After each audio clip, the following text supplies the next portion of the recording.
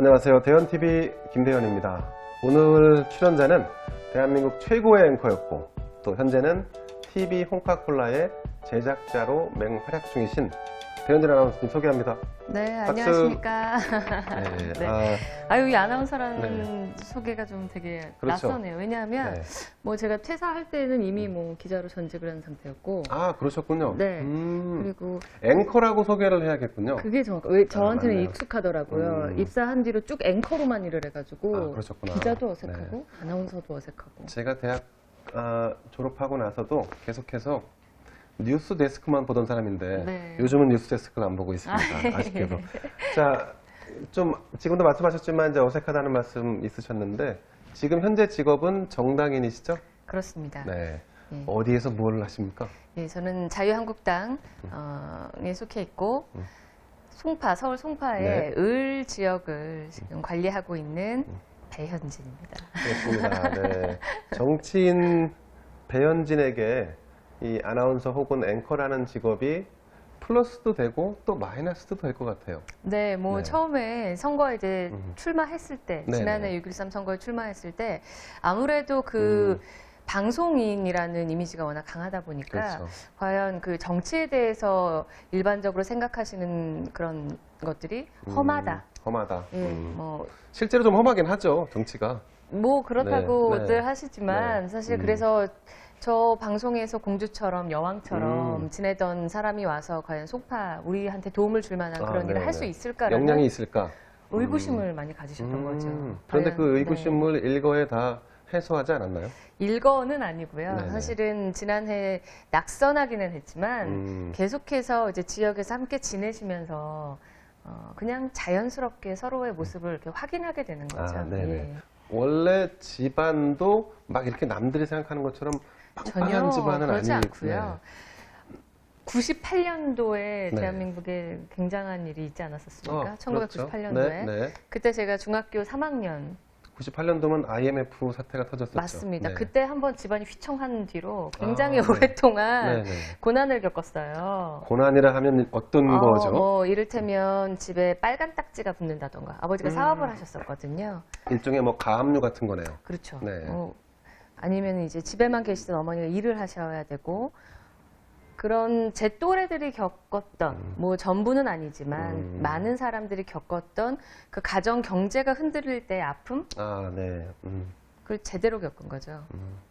저도 뭐 시골 촌놈이라 그 저희 아버님도 농사를 지셨는데 가게가 어렵다, 가게가 성장한다 하는 게 어떤 건지 느낌은 압니다. 그러니까. 근데 그렇게 어렵게 뭐 이렇게 이제 대학도 가고 사회생활을 했는데 어쨌든 MBC에 입사를 하시고 나서는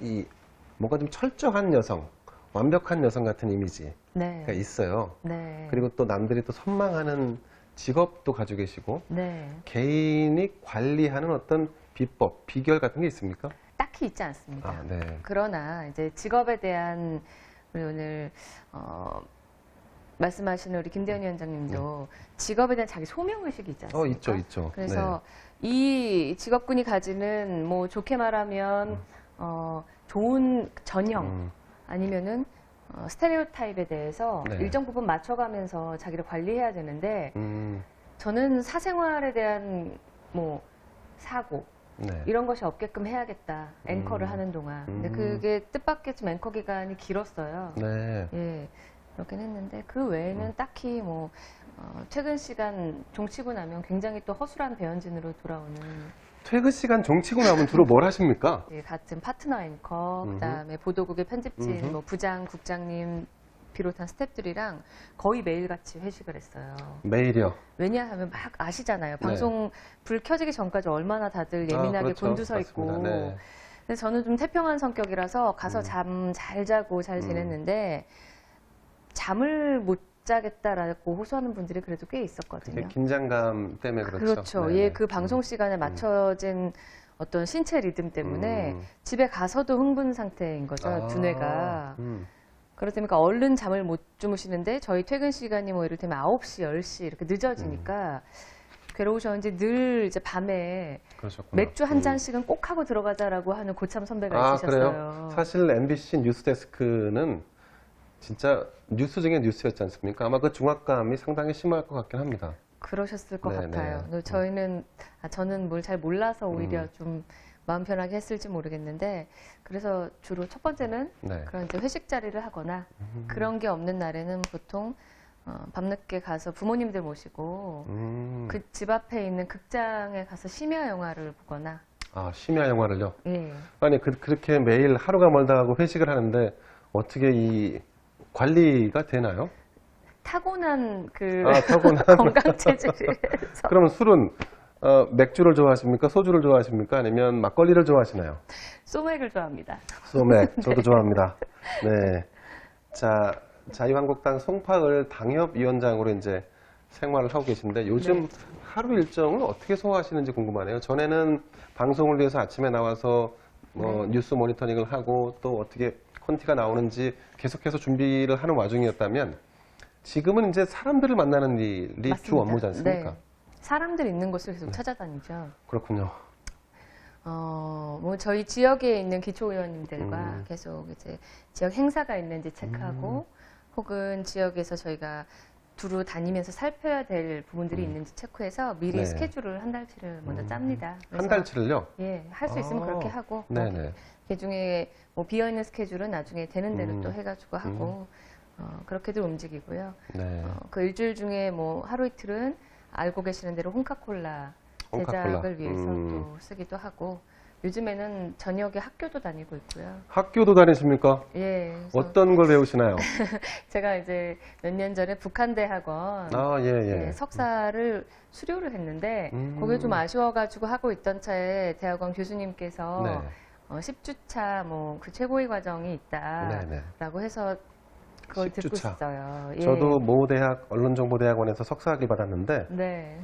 요즘은 논문을 안 써도 특수대학원은 석사학위를 받을 수 있더라고요. 그렇습니까? 네, 그렇습니다. 아, 그러니까 일반 대학원과 달리 특수대학원은 좀 그런 장점이 있는데 그래서 저는 사실은 논문은 쓰지 않았습니다. 저 네. 그 북한대학원도 특수대학원인데 네네. 저는 너무 음, 고통스럽게 학교를 다녔어요. 그러셨군요. 그 대신 이제 시험을 봐야죠. 시험도 보고 아, 그렇습니까? 저희는 네. 시험도 보고 영어 성적도 내고 음, 그게 다 통과해도 논문을 논문을 반드시 써야 되는, 이수해야 되는 거군요. 예 음, 그렇게 됩니다. 근데 제가 2번까지 하고 네. 당시 앵커로 이제 일을 하고 있으니까 전혀 그 여력이 안 되더라고요. 시간이 안 되죠. 그래서 사실상 네. 시간이 안 될 때 억지로 논문을 쓰면, 하여튼 논문을 잘 쓰시기 바랍니다. 배현진 위원장은 2018년 6월 13일 날 송파을에서 치러졌던 재보궐선거에 출마를 했었고 30%의 득표를 했지만 아쉽게 탈락한 적이 있습니다. 그 당시의 지역 분위기는 조금 어려웠지만 요즘은 조금 자유한국당에 대한 이미지가 좀 좋아지지 않았을까 싶은데요. 예, 뭐 경제가 워낙 어려워지고 특히나 저희 송파 지역 같은 경우는 기존에 스스로 보수라고 생각하시는 분들이 많이 기저에 있는 지역입니다. 아, 네. 그래서 그 보수의 가치라는 게 국가관이 가장 우선되잖아요. 그렇죠. 안보에 대한 우려도 커지고 있다 보니까 이대로는 안 되겠다 하는 그런 의견들이 좀 많아지시는 것 같긴 해요. 특히 또 이 문재인 정부가 뭐 독주한다, 일방통행식으로 국정을 운영한다 이런 비판도 좀 많은 것 같아요. 많이 있습니다. 그렇죠. 참 지금 제가 안보 말씀드렸는데 작년 선거를 휩쓸었던 게 바로 북한 문제였죠. 북한 문제거든요. 네, 그렇습니다. 네. 거기 다들 환호하셨고 마치 당장이라도 뭔가 남북의 문이 열리고 통일이 될 듯한 그런 기대감의 선거가 그냥 뭐 열어보기도 전에 선거함을 그렇죠. 열어보기도 전에 끝이 났다라고 이야기할 만한데 사실 근데 평화에는 공짜가 없지 않습니까? 맞습니다. 평화 자체는 뭐 현 정부가 추구하는 평화 뭐 좋은 건데 그 평화는 공짜가 없습니다. 더 튼튼한 안보가 아니면 튼튼한 국방이 기초되지 않는 이상 네, 북한이 우리에게 민주와 평화라고 하는 분을 제공할 리가 없겠죠. 그렇죠. 네. 예. 그런데 대부분의 유권자들, 이제 현 정부를 지지하는 유권자들은 아마도 그 문재인 정부가 그 북한 문제, 특히 핵무기라든가 이런 걸 해소할 거라고 믿는 것 같은데 지금 시간이 이제 상당 부분 흘렀지만 우리가 기대했던 수준 혹은 그만큼의 과연 평화가 다가오고 있는가 네. 거기에 대한 의구심이 좀 있습니다. 저는 그렇게 생각합니다. 우리가 평화, 통일 이 두 가지 단어를 주로 자주 쓰는데 네. 방점을 어디에 찍어야 되느냐가 되게 중요한 것 같거든요. 근데 지금 현재 문정부는 뭐 작년 8.15 행사에서도 네네. 그랬고 평화라는 프레임에 굉장히 그렇죠. 무게 중심을 갖고 네네. 노력은 하고 있지만 사실 통일을 하자라고 하는 구호 많이 들어보셨어요? 글쎄요. 뭐 별로 못 들어본 것 같네요. 그 약간 네. 그 묘한 게 그 통일에 대한 이야기는 사실 크게 강조하지 않는 듯한 또 모습을 보이거든요. 그렇군요. 그래서 대한민국 국민 모두는 사실 남북이 평화롭게 통일하고 경제적인 안정적인 통일을 하고 이런 것들을 바라고 있는데 마치 여기에 기대지 않는 사람들은 그 반통일 세력이라는 그렇게 어떤 프레임을 짜고 프레임이 있죠. 네, 만들어지는 맞습니다. 겁니다. 네네. 예, 그래서 저희 자유한국당에도 특히 반통일 세력이라는 어떤 이미지를 더 씌워서 굉장히 저희가 손해를 보지 않았었나 하는 생각을 했습니다. 네. 프레임 짜고 하는 거는 이 정부에 있는 뭐 소위 정치 기술이 뛰어나다 하는 분들이 많기 네. 때문인지 몰라도 우리가 좀 그 점에서 좀 뒤로 밀리지 않았나. 근데 이제 뭐 걱정하지 않으셔도 되는 게 우리 또 송파을의 배현진, 또 원주을의 김대현, 이 새로운 젊은 보수가 그런 부분들 충분히 극복할 수 있다 이렇게 생각합니다. 지역 내에 경쟁자가 있나요? 경쟁자는 상대당 지금 의원이 한 분 상대당. 계십니다. 네. 상대당의 의원은 지난번 재보궐에 당선되셨던 그분, 그분이십니다. 문재인 정부, 그러니까 문재인 대통령의 최측근이라고 불렸던 분 중에 한 분이시죠. 예, 당시 그렇게 얘기하셨죠. 그렇죠. 예. 네. 지역 분위기도 좋아지고 있고 또 당내의 경쟁자가 이렇다 할 경쟁자가 없고 상대당의 경쟁자는 어쨌든 정권과 함께 같이 갈 수밖에 없는 분인데 내년의 여의도 입성은 어쩌면 충분히 가능하지 않을까 하는 예상도 됩니다. 아, 그렇게 말씀해 주시면 네. 저는 너무 감사한 덕담이고요. 네. 사실 그렇게 생각한 적은 한 번도 없습니다. 그렇죠. 예. 처음에 이제 지방선거 때 제가 당의 영입인사로 해서 네네. 송파을에 공천을 받았을 때 물론 열심히 뛰면서 반드시 이 당의 한 자리에 한 석에 더 성공을 가져오기 위해서 노력을 하긴 했지만 낙선한 뒤에 제가 가진 어떤 소회는 사실 방송만 하던 사람이 정치에 왔을 때 주민들이 그 짧은 네네. 기간 안에 저를 얼마큼 신뢰하게 만들었을까에 대한 반성이 있었어요. 예, 거기에 대해서 지금도 계속 하나씩 이렇게 무너뜨려 나가려고 하고 더 신뢰를 쌓으려고 노력하고 있기 때문에 뭐 내년에 분위기가 좋기 때문에 장담한다 이렇게는 생각하지 않습니다. 그러니까 지금은 이제 이미지의 배현진이 아니라 내공의 배현진, 컨텐츠의 배현진으로 사실은 승화되어 가는 과정이라고 봐야겠군요. 예, 배우고 있습니다. 그러시군요. 네. 좀 전에 TV 홍카콜라 말씀드렸었는데 네. 성공 비결 배현진이기 때문에 성공한 걸까요? 그건 아니겠죠. 일부분은 네. 기여를 했다고 네. 봅니다. 그러시군요. 예. 물론 이제 홍준표 전 자유한국당 대표가 워낙 또 셀럽이지 않습니까? 유명하신 분이시다 보니까 지금 현재 구독자가 무려 약 27만 명입니다. 네. 이 정도 되면 거의 작은 방송사 아닐까 싶은데요. 초반에는 특히나 네. 굉장히 여러 가지 성원들을 해주셔서 네. 개업 특수다 이렇게 말을 누릴 정도로 아, 그래요? 일하면서 너무 재밌었습니다. 네네네. 그 프로그램 만들고 참여해 보셔서 아시겠지만 어떤 한 코너를 만들 때 포맷, 그 프로그램 틀을 만드는 게 가장 오래 걸리고 기획부터 그렇죠. 네.